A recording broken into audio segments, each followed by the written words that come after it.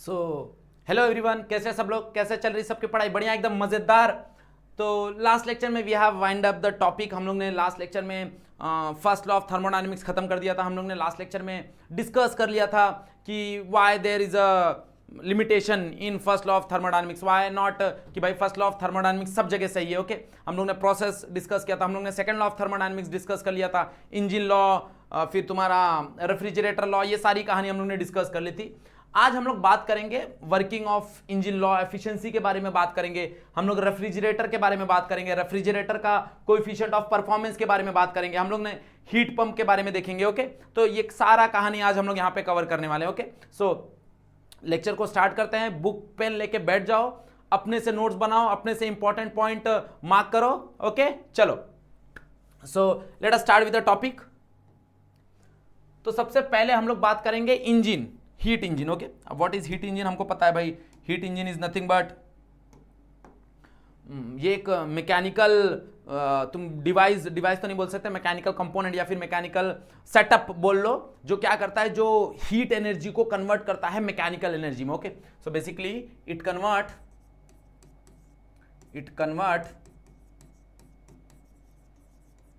Heat energy into mechanical work. हाँ यार, mechanical work, ये तुम लोग ने देखा है। तुम गाड़ी चलाते हो, बाइक चलाते हो, स्कूटी चलाते हो, कार चलाते हो, सब जगह तुमको ये देखने मिलेगा। मोटर घूम रहा है, सब जगह ये देखने मिलेगा। ओके, मोस्ट ऑफ द जगह तुमको ये देखने मिलेगा, हीट इंजन तुमको देखने मिलेगा। ओके, क्लियर, यस और नो, हाँ या ना? तो it convert heat energy into mechanical work. Basically ये क्या करता है, वर्क में कन्वर्ट करता है। ओके, अब कैसे कन्वर्ट करता है? यहां पे दो चीजें हैं। अगर हम देखने जाए, इसका फ्लो डायग्राम हमने यहां पे बना हुआ है। यहां पे दो चीजें हैं। एक होता है hot reservoir, which is also called as source, जिसको हम सोर्स भी बोलते हैं। एक होता है cold reservoir, which is also called as sink. Source मतलब तुम कितना भी हीट यहां से एक्सट्रैक्ट कर लो, इसका जो टेम्परेचर है, that temperature is not going to change, that temperature become TH, वो टीएच का टीएच ही रहेगा। एंड कोल्ड रिजर्वायर मतलब तुम इसके अंदर कितना भी टेम्परेचर डंप कर दो, कितना भी टेम्परेचर भेज दो, इसका टेम्परेचर भी कभी बदलने वाला नहीं है, इसका टेम्परेचर भी टीसी होने वाला है। मतलब अगर हम देखने जाए तो इंजन का जो वर्किंग टेम्परेचर होता है, किस टेम्परेचर के बीच में इंजन काम करता है, तो वो हमेशा काम करेगा हॉट रिजर्वायर और कोल्ड रिजर्वायर के बीच में। ओके, क्लियर, यस और नो? अब कहानी कैसे चालू होती है भाई? Engine is nothing but a piston, हमको पता है engine is nothing but a piston and cylinder. Okay, the basic setup of the engine is this, that is a piston, ये पिस्टन हो गया, सिलेंडर हो गया, और यहां पे एक पिस्टन है, यहां पे एक पिस्टन है, ये पिस्टन हो गया।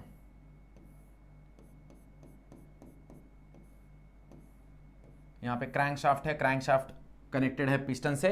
जब क्रैंक शाफ्ट घूमता है तो ये जो पिस्टन है ये अप डाउन होता है। ओके, तुमने बहुत सारे इंजन ऑयल का जो ऐड होता है वहां पे देखा रहेगा पिस्टन का मूवमेंट कैसा होता है। ओके, तो बेसिकली यहां पे कैसा प्रोसेस इन्वॉल्व है, देखो यहां पे प्रोसेस इन्वॉल्व होता है इनलेट, फिर यहां पे कंबशन के बाद यहां पे फटता है वो, कंबशन के बाद ये पिस्टन ऊपर जाता है, फिर वापस पिस्टन नीचे आता है, फिर यहां से आउटलेट। ओके, अब एक्चुअल में it is not a closed cycle, actual में ये कोई क्लोज्ड साइकिल नहीं है, बट हम जो थर्मोडायनेमिक्स में पढ़ते हैं that is a closed cycle. Okay, that is a closed cycle, मतलब हम बार बार वही गैस इस्तेमाल कर रहे हैं, बार बार वही गैस इस्तेमाल कर रहे हैं, बार बार वही जो आउटलेट में है वही इस्तेमाल कर रहे हैं, बट एक्चुअल में ऐसा नहीं होता, वी नो दैट। बट हम जो थर्मोडायनेमिक्स में पढ़ते हैं वो क्लोज्ड साइकिल होता है, यस और नो? ओके, तो बेसिकली यहां पे जो हीट है, यहां पे जो ब्लास्ट हो रहा है, जो हीट है, वो हीट जब कंबशन होता है वहां पे ब्लास्ट होता है, ब्लास्ट की वजह से ये पिस्टन मूव करता है। मतलब ये हीट एनर्जी को हमने एक मूवमेंट में कन्वर्ट किया, और ये मूवमेंट मतलब ये एक मैकेनिकल वर्क है, और बाद में यही इसको गियर बॉक्स लगा दो, इसको टायर लगा दो, वो टायर घूमना चालू कर देगा। ये सुनो, बेसिक सेटअप से हमको पता है ये चीजें। अब यहां पे क्या टेक्निकल बातें चलती है वो हम लोग डिस्कस करेंगे। ओके, तो यहां पे क्या हो रहा है, देखो जनरली यहां से हीट एक्सट्रैक्ट करता है इंजन, लेट्स से वो QH amount of heat extract कर रहा है। ओके, इंजन क्या कर रहा है, QH amount of heat extract कर रहा है। ओके, सो अगर हम देखने जाएं तो जनरली जो तुम्हारा हीट इंजन है वो कितना अमाउंट ऑफ हीट एक्सट्रैक्ट कर रहा है, QH amount of heat extract कर रहा है। Okay, so heat engine extracting QH amount of heat from hot reservoir,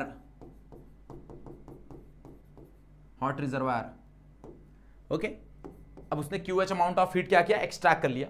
अब इंजन क्या करेगा, उस हीट को कन्वर्ट करेगा वर्क में, ओके। वो जो हीट उसने एक्सट्रैक्ट किया था वो कन्वर्ट करेगा वर्क में, okay. Engine helps to convert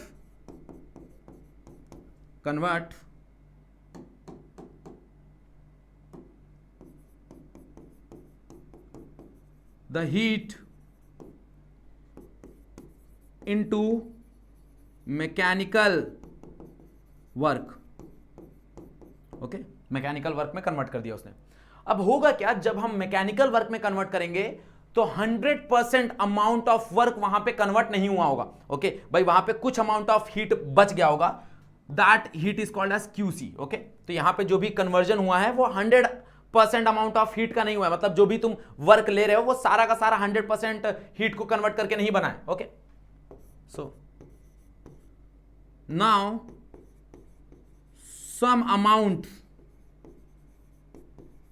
of heat is released into cold reservoir, okay। some amount of heat is released into cold reservoir, cold reservoir में उसको भेज दिया जाता है, ओके। क्लियर, यस और नो, हाँ या ना।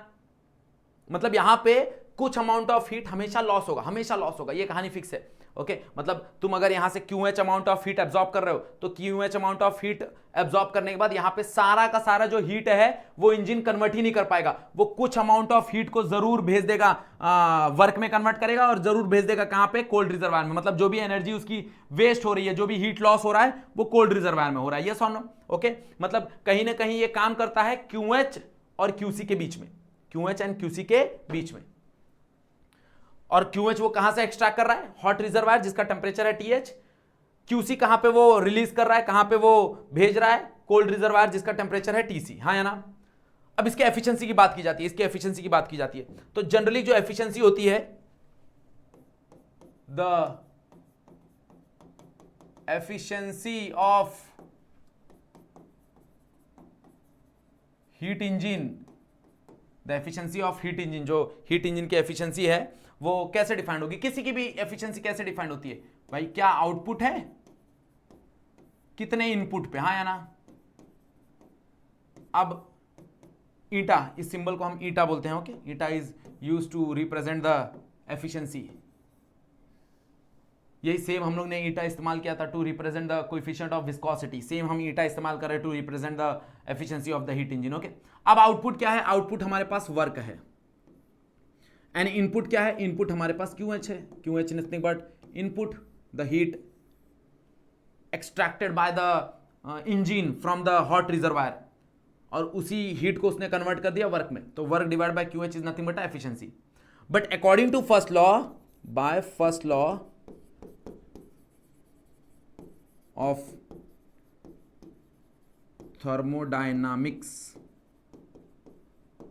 Okay, by first law of thermodynamics अगर हम देखने जाएं तो फर्स्ट लॉ ऑफ थर्मोडायनामिक्स क्या बोलता है भाई, जो भी तुम्हारा टोटल एनर्जी है वो कंजर्व्ड होगा। मतलब यहां पे QH जो है वो QH बराबर होगा W प्लस QC, क्योंकि जो QH बना है वो QH जो इस्तेमाल कर रहा है उसमें से ही वर्क कर रहा है और उसमें से ही QC कर रहा है। मतलब यहां पे हम बोल सकते हैं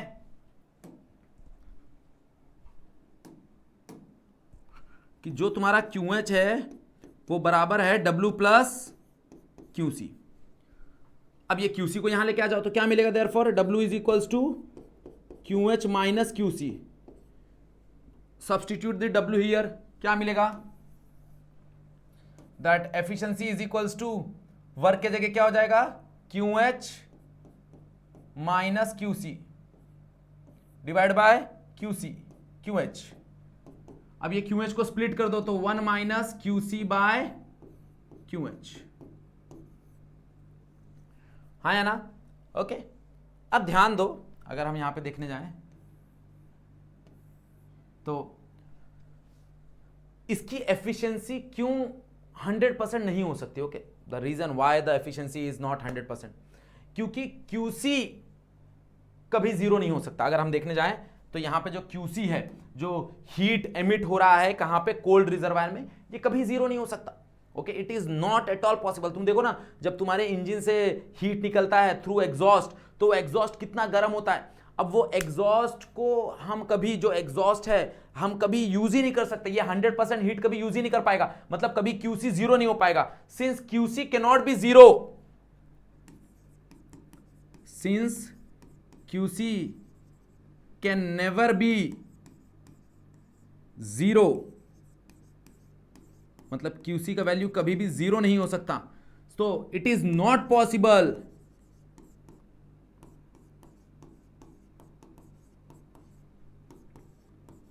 टू बिल्ड 100% एफिशिएंट इंजन। हम बना ही नहीं सकते 100% एफिशिएंट इंजन। ओके, अगर फिर भी हमको अच्छा से अच्छा इंजन बनाना है, तो तुम जितना QC को छोटा रखोगे, जितना QC को छोटा रखोगे, उतना एफिशिएंट इंजन बनेगा। ओके, अगर मान लो तुम एफिशिएंट इंजन बनाना चाहते हो, तो इफ QC को क्या रखना है तुमको, छोटा, QC is minimum, so the efficiency of engine is maximum। जितना तुम QC को छोटा रख सकते हो उतना छोटा रखो, तो उससे एफिशिएंसी बढ़ेगी। इसकी क्या बढ़ेगी, एफिशिएंसी बढ़ेगी। ओके, इसके पास कोई यूनिट नहीं है, इट इज अ परसेंटेज, तो एफिशिएंसी का कोई यूनिट नहीं होता, कोई भी यूनिट नहीं होगा एफिशिएंसी का। क्लियर, समझ में आ गया कहानी, what is efficiency of heat engine, कैसे काम करता है। अगर हम इसका पीवी डायग्राम देखें,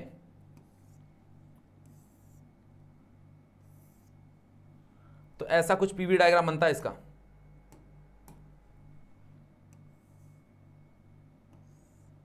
ओके, ऐसा कुछ पीवी डायग्राम बनता है। यहां पे तुम्हारा TH है और यहां पे तुम्हारा TC है।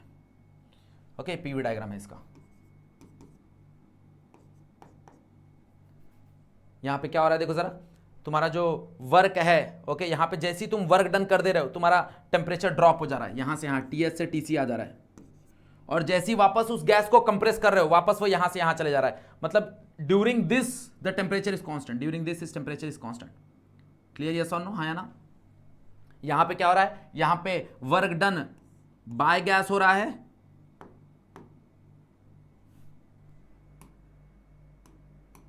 यहां पे वर्क डन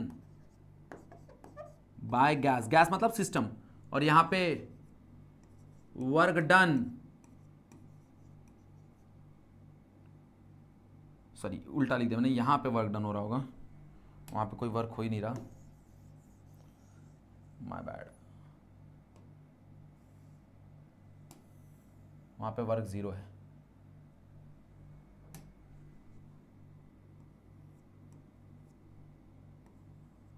यहां पे वर्क डन बाय गैस हो रहा है, और यहां पे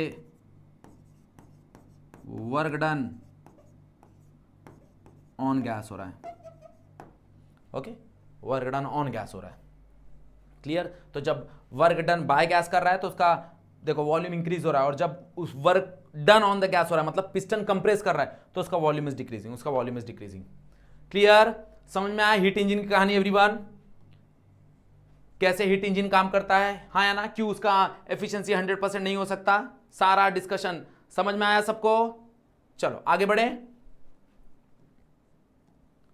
नेक्स्ट इज रेफ्रिजरेटर। ओके, अब देखो रेफ्रिजरेटर क्या कर रहा है, रेफ्रिजरेटर ठंडा कर रहा है किसी भी चीज को, और किसी भी चीज को ठंडा करने का कैसे हम ठंडा कर सकते हैं, हमको उसको अंदर का हीट निकालना पड़ेगा और बाहर फेंकना पड़ेगा, अंदर का हीट निकालना पड़ेगा, बाहर फेंकना पड़ेगा। तो जितना हम अंदर का हीट निकाल के बाहर फेंक सकते हैं, उतना ज़्यादा वो चीज़ें ठंडी हो जाएगी। ये सुनो, जैसे मान लो कि मेरे पास ये चेंबर है, अब मैं चाहता हूं कि बॉटल के अंदर का जो पानी है वो ठंडा हो जाए, तो मैं अंदर का हीट निकालूंगा, बाहर फेंक दूंगा, अंदर का हीट निकालूंगा, बाहर फेंक दूंगा। ओके, तो अब जैसे ही मैं बाहर फेंक रहा हूं, मतलब बाहर तो हॉट रिजर्वायर है, यस और नो, और अंदर कोल्ड रिजर्वायर है, और कोल्ड में से हीट निकालना और हॉट में फेंकना it is not at all possible. तो यहां पे हम वर्क डन ऑन सिस्टम करते हैं, और वो जो वर्क डन ऑन सिस्टम है वो यूज करता है कंप्रेसर। यहां पे दिख रहा है तुमको कंप्रेसर। ओके, तो रेफ्रिजरेटर को समझने के लिए यहां पे हमने उसका एक सिस्टमैटिक डायग्राम बनाया हुआ है, देख लो यहां पे। ओके, तुम्हारे टेक्स्ट बुक में सेम डायग्राम है। तो यहां पे चार चीजें बहुत इंपॉर्टेंट है। कौन कौन सा चार चीजें? First is your compressor, second is your condenser, okay, next is your expansion valve, and the next is your evaporator coil. Okay, तो ये तुम्हारा इवोपरेटर कॉइल है। अब ये चारों चीज का क्या क्या रोल है देखो, समझने की कोशिश करो। लेट अस स्टार्ट विद हम कंप्रेसर से स्टार्ट करते हैं, लेट्स से। ओके, अब कंप्रेसर क्या करता है? कंप्रेसर कंप्रेस्ड करता है तुम्हारे वर्किंग फ्लूइड को। उसके अंदर जो भी वर्किंग फ्लूइड है, जो भी हम गैस बोलते हैं भाई, गैस है फ्रिज के अंदर, तो वो जो वर्किंग फ्लूइड है उसको कंप्रेसर क्या कर रहा है? कंप्रेस कर रहा है। क्या कर रहा है? कंप्रेस कर रहा है, कंप्रेस कर रहा है। जितना ज्यादा कंप्रेस करेगा, तो मतलब यहां पे जो गैस बन रही है, यहां पे उस गैस का प्रेशर सबसे हाई है, उस गैस का प्रेशर सबसे हाई है। यहां पे सबसे ज्यादा प्रेशर, अगर तुम देखोगे तो सबसे ज्यादा प्रेशर है, और साथ में टेम्परेचर भी ज्यादा है, क्योंकि उसको कंप्रेस किया तो टेम्परेचर बहुत ज्यादा है। ये सुनो, अब क्या होता है? यहां पे प्रेशर ज्यादा, टेम्परेचर ज्यादा, हाँ या ना? तो हम क्या करते हैं, हम उस गैस को यहां पे कॉइल में से कंडेंस कराते हैं। It is a condenser. Condenser बोले तो कॉइल है, इस कॉइल में से उस गैस को पास कराते हैं, इस गैस को पास कराते हैं। तो गैस क्या करता है? उसका जो भी हीट है वो हीट किस में भेजता है? वो हीट भेज देता है एनवायरमेंट में। ये सुनो, जो हीट है वो भेज देता है कहां पे? यहां पे एनवायरमेंट में। अब जैसी वो हीट एनवायरमेंट को एग्जॉस्ट कर रहा है, एनवायरमेंट में दे रहा है, एनवायरमेंट में ट्रांसफर कर रहा है, तो उसका खुद का टेम्परेचर क्या होना चालू हो जाएगा? खुद का टेम्परेचर धीरे धीरे उसका ड्रॉप होना चालू हो जाएगा। मतलब जब वो यहां पहुंचेगा तो उसका टेम्परेचर ऑलमोस्ट रूम टेम्परेचर के आसपास आ गया होगा। यस और नो? क्योंकि भाई सारा का सारा जो हीट है वो यहां पे एक्सचेंज हो चुका होगा। तो यहां आते आते उसका जो टेम्परेचर है वो ऑलमोस्ट रूम टेम्परेचर पे आ गया है। बट यहां पे जो प्रेशर है वो अभी भी हाई प्रेशर है। प्रेशर जो है वो अभी भी हाई प्रेशर है, यहां पे प्रेशर हाई है। अब रोल आता है एक्सपांशन वॉल्व का। एक्सपांशन वॉल्व क्या करता है? Expansion valve is a sudden expansion. मतलब सडनली क्या करता है भाई? सडनली उस वॉल्यूम को इंक्रीज कर देता है। ओके, जैसे हम लोग ने डिस्कस किया था एडियाबेटिक प्रोसेस में, अगर तुमको याद होगा, जैसे हम उस पंचर करते हैं उस टायर को, ओके, जैसे ही टायर ब्लास्ट होता है, तो वो एक्सपांड होता है, और सडन एक्सपांशन में क्या होता है? टेम्परेचर ड्रॉप होता है। मतलब यहां पे एक्सपांशन वॉल्व क्या करेगा? एक्सपांशन वॉल्व उसका सडन टेम्परेचर ड्रॉप करेगा। क्या करेगा? सडन टेम्परेचर ड्रॉप करेगा। तो यहां पे सडन टेम्परेचर ड्रॉप होगा। अब जैसे ही सडन टेम्परेचर ड्रॉप हुआ, यहां पे जैसे ही टेम्परेचर सडन ड्रॉप हुआ, तो यहां पे जो गैस है वो लो टेम्परेचर पे और लो प्रेशर पे है। यस और नो? यहां पे आते ही जैसी जो गैस है उसका टेम्परेचर लो हो जाएगा और प्रेशर लो हो जाएगा। अब ये गैस इसके अंदर ऐसा घूमेगा। अब हमको पता है जब ये घूमेगा तो इसका जो टेम्परेचर है वो लो है, और मेरा जो चेंबर है, ये इनसाइड है, फ्रिज के इनसाइड का जो चेंबर है, इसका जो टेम्परेचर है वो ज्यादा है। तो क्या होगा? हीट यहां से यहां ट्रांसफर होगा। मतलब ये चेंबर का हीट क्या करेगा? एब्जॉर्ब करेगा। चेंबर का हीट एब्जॉर्ब करेगा, और एब्जॉर्ब करके यहां पहुंचेगा। ओके, यहां पहुंचेगा। मतलब जब वो यहां आएगा तो यहां पे उसका टेम्परेचर, वो जो वर्किंग फ्लूइड है उसका टेम्परेचर थोड़ा सा बढ़ चुका होगा, और प्रेशर अभी भी लो होगा। टेम्परेचर थोड़ा सा बढ़ा होगा और प्रेशर अभी भी लो होगा। ये सुनो, प्रेशर अभी भी लो होगा। अब क्या होगा? वापस वो किसके पास जाएगा? वापस वो कंप्रेसर के पास जाएगा। कंप्रेसर वापस उसको कंप्रेस करेगा, तो प्रेशर बढ़ेगा और टेम्परेचर भी बढ़ेगा, क्योंकि ऑलरेडी थोड़ा बहुत टेम्परेचर उसका बढ़ चुका था, क्योंकि यहां से उसने हीट एब्जॉर्ब किया था। तो थोड़ा बहुत उसका टेम्परेचर बढ़ चुका था, थोड़ा बहुत, और यहां पे प्रेशर लो था, बट कंप्रेसर उसको क्या कर रहा है? कंप्रेस कर रहा है, तो उसका टेम्परेचर बढ़ रहा है, साथ में उसका प्रेशर भी बढ़ रहा है।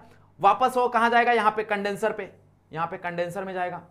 कंडेंसर में वापस क्या होगा? वो हीट एक्सचेंज करेगा बाहर, वापस यहां तक पहुंचेगा, तो यहां पे प्रेशर बहुत ज्यादा रहेगा और टेम्परेचर ऑलमोस्ट रूम टेम्परेचर पे आ चुका होगा।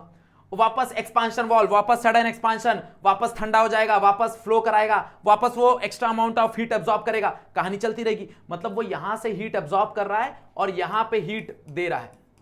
यस और नो? ओके, मतलब वो कोल्ड रिजर्वायर से हीट एब्जॉर्ब कर रहा है और हॉट रिजर्वायर में वो हीट को एमिट कर रहा है। यस और नो? तो इस तरह से तुम्हारा जो रेफ्रिजरेटर का अंदर वाला कहानी है, ये क्या होते जाएगा? ये ठंडा होते जाएगा। क्लियर? यस और नो? तो this is the working of refrigerator, ऐसे काम करता है रेफ्रिजरेटर। सबसे 4 यहां पे जो कंपोनेंट है, that is very important component, जैसे मैंने तुमको बताया। सबसे पहला तुम्हारा कंप्रेसर, और सबसे ज्यादा काम जो करता है वो कंप्रेसर करता है। Next is your condenser, condenser coil. The next is your expansion valve,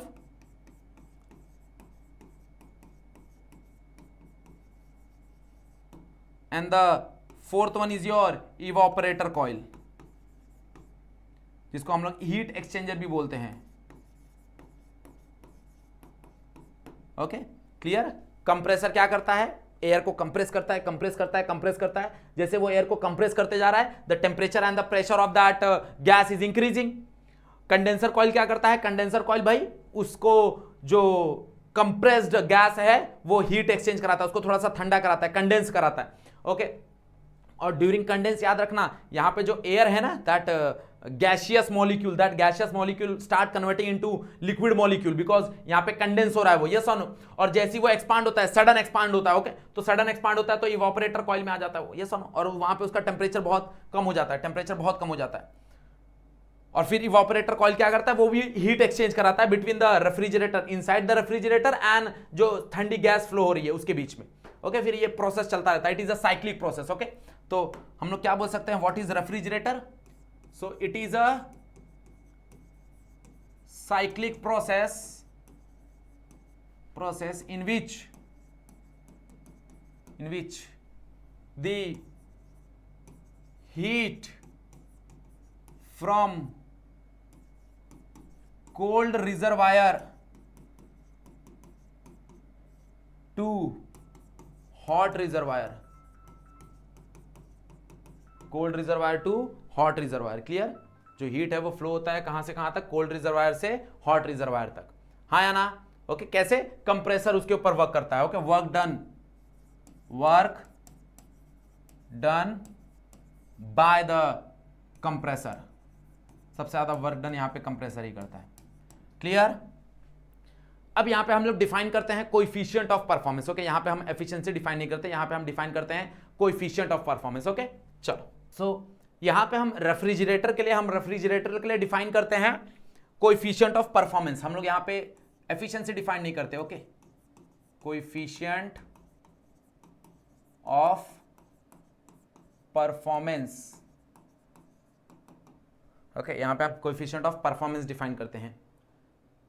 अब what is coefficient of performance? भाई कोएफिशिएंट ऑफ परफॉर्मेंस हम बोलते हैं कि कितना कम वर्क हमने किया और कितना ज्यादा अमाउंट ऑफ हीट हम लोग ने क्यूसी को दिया, ऐसा। ओके, मतलब यहां से क्यूसी से एक्सट्रैक्ट किया। यहां पे प्रोसेस उल्टा हो जाएगा, इट इज अ उल्टा प्रोसेस।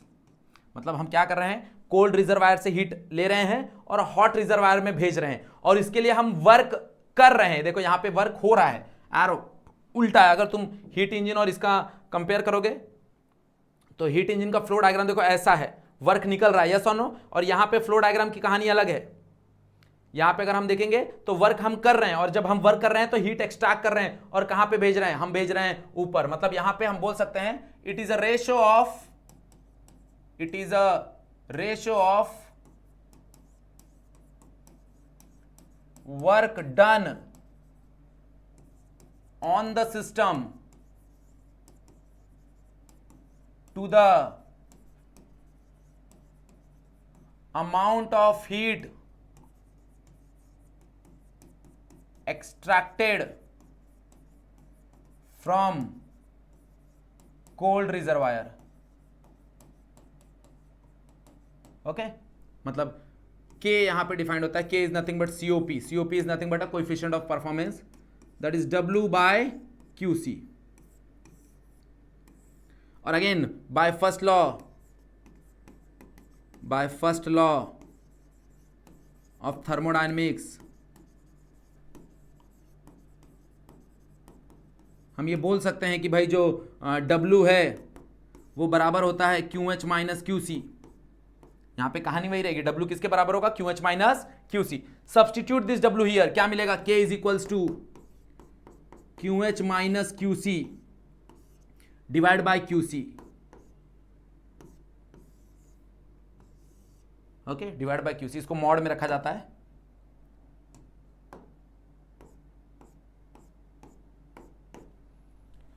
समझा? तो इसका जो वैल्यू है वो हमेशा ग्रेटर देन 1 आएगा, हमेशा ग्रेटर देन 1 आएगा। हमारा जो रेफ्रिजरेटर होता है घर पे वो लगभग 4 और 5 के सीओपी के बराबर होता है, या फिर 4 या फिर 5 सीओपी के बराबर होता है। हमारा जो एसी होता है घर पे, ओके, वो लगभग बराबर होता है जनरली 2.5 2.3 के आसपास कोएफिशिएंट ऑफ परफॉर्मेंस के पास। ओके, एसी और refrigerator is the same thing, बस रेफ्रिजरेटर का काम यह है कि वो बहुत छोटा चेंबर को ठंडा करता है। रेफ्रिजरेटर तुमको पता है उसका चेंबर बहुत छोटा होता है, और एसी के लिए भाई जो चेंबर होता है वो पूरा रूम होता है। ओके, तो पूरा रूम को वो ठंडा करता है। क्लियर? यस और नो? पूरे रूम को वो ठंडा करता है, तो उसके लिए एसी के लिए चेंबर बड़ा है। ओके, एसी के लिए जो कूलिंग चेंबर है वो बड़ा है, रेफ्रिजरेटर के लिए जो कूलिंग चेंबर है वो छोटा है। ऐसा, that is a difference, that is a difference. Clear? Yes और no? Next is your heat pump. Okay, next is your heat pump. अब हीट पंप कुछ अलग नहीं है। Heat pump is nothing but it is a reverse of refrigerator. Okay, ये भाई refrigerator का reverse है। इसका मतलब क्या है? इसका मतलब क्या है? मान लो कि ये तुम्हारा एक रूम है, इस रूम में तुमने एक एसी लगाया है। तो जनरली अगर तुम देखोगे तो एसी कुछ ऐसा होता है कि भाई उसका जो इनलेट है वो यहां पे होता है जो हवा देता है, और उसका जो एग्जॉस्ट है वो बाहर होता है, ये उसका एग्जॉस्ट है। यस और नो? जनरली ऐसे ही होता है। क्यों? क्योंकि हमारे यहां गर्मी है तो हमको अंदर ठंडा करना है। But just consider any European countries. Okay, कोई यूरोपियन कंट्रीज कंसीडर कर लो। ओके, जहां पे जनरली जो नॉर्थ साइड वाली कंट्रीज होती है वहां पे क्या होता है कि ठंडी ज्यादा होती है। ओके, जैसे रशिया हो गया, यूरोपियन कंट्रीज बहुत सारी हो गई, वहां पे ठंडी रहता है। तो अब ठंडी रहता है तो वहां पे एसी का कोई काम नहीं है भाई। एसी तो हमारे यहाँ वहां पे कोई काम नहीं आएगा एसी, क्योंकि एसी ठंडा करता है, तो एसी का कोई फायदा नहीं है। तो हम क्या करते हैं, इसी प्रोसेस को उल्टा कर देते हैं। हम क्या करते हैं, रूम में यहां पे हम उसका एग्जॉस्ट लगा देते हैं। ओके, उसका एग्जॉस्ट, और बाहर हम क्या लगा देते हैं, उसका जो इनलेट है वो बाहर लगा देते हैं। तो बेसिकली क्या हो रहा है कि बाहर जो एनवायरमेंट है, जो सराउंडिंग है, उसको वो और ठंडा कर रहा है। क्यों? क्योंकि एसी का जो हवा है, जो ठंडा हवा है वो बाहर कर रहा है, और जो गर्मी है वो गर्मी अंदर भेज रहा है। तो ये जो गर्मी है ये अंदर भेज रहा है, तो ये तुम्हारा हॉट एयर हो गया। तो यहां पे कहीं ना कहीं ये काम आ रहा है एज अ हीट पंप, यहां पे वो काम आ रहा है as a heat pump. Okay, तो बेसिकली वो हीट पंप कोई नई चीज नहीं है, वही सेम प्रिंसिपल है, रेफ्रिजरेटर का ही प्रिंसिपल है, एसी का ही प्रिंसिपल है वो। बस फर्क ये है कि जहां पे हम जो ठंडी हवा हमारे लिए यूज करते थे और गर्म हवा हम बाहर फेंकते थे, वही गर्म हवा अब हम और अंदर यूज करेंगे, और जो ठंडी हवा है वो बाहर फेंकेंगे। मतलब हम एनवायरमेंट को और ठंडा करेंगे, और वो जो गर्मी हवा है, जो गर्म हवा है, वो हम अपने चेंबर में ये करेंगे, फ्लो करेंगे, जिसकी वजह से हमको वो थोड़ी सी हीट फील होगी। ओके, थोड़ा सा हमको अच्छा लगेगा क्योंकि बाहर ऑलरेडी ठंडा है। Okay, that is called as heat pump, that is called as heat pump. Clear? समझ में आया? हीट पंप की कहानी इतनी है हमारे पास। ओके, कि भाई हीट पंप, और बेसिकली सब चीज, everything is same, everything is same, each and every stuff is same. बस फर्क इतना है कि भाई it is a reverse of refrigerator. Okay, वो रेफ्रिजरेटर का रिवर्स है, बस इतना ही फर्क है हमारे पास। क्लियर? समझ में आया? यस और नो? ओके, हीट इंजन कैसे काम करता है, व्हाट इज एफिशिएंसी, रेफ्रिजरेटर कैसे काम करता है, what is coefficient of performance, what is heat pump, ये सारा कहानी हम लोग ने यहाँ पे डिस्कस किया। ओके, तो आई होप कि सबको समझ में आया हो। और अगर ये चैप्टर अच्छे से समझना है, अगेन मैंने लास्ट टाइम भी बोला है कि भाई start reading the text book. तुम जितना टेक्स्ट बुक रीड करोगे इस चैप्टर के लिए, स्पेसिफिकली केटीजी और थर्मोडायनेमिक्स के लिए, उतना ज्यादा अच्छे से तुम्हारे कंसेप्ट क्लियर होंगे। ओके, सो वाइंड अप करते हैं आज का लेक्चर यहीं पे। आज के लिए बस इतना ही, that's it for today, thank you so much. Okay, अगर फर्स्ट टाइम आया हो तो वीडियो को लाइक करो, चैनल को सब्सक्राइब कर दो, क्योंकि यहाँ पे 11, 12 साइंस, कॉमर्स सारे के सारे सब्जेक्ट अवेलेबल हैं, सारे के सारे चैप्टर्स अवेलेबल हैं। ओके, चलो, अगर कुछ डिस्कस करना है तो यहाँ पे मैंने इंस्टाग्राम का आईडी दिया हुआ है, मुझे डीएम कर सकते हो। ओके, चलो, बाय बाय।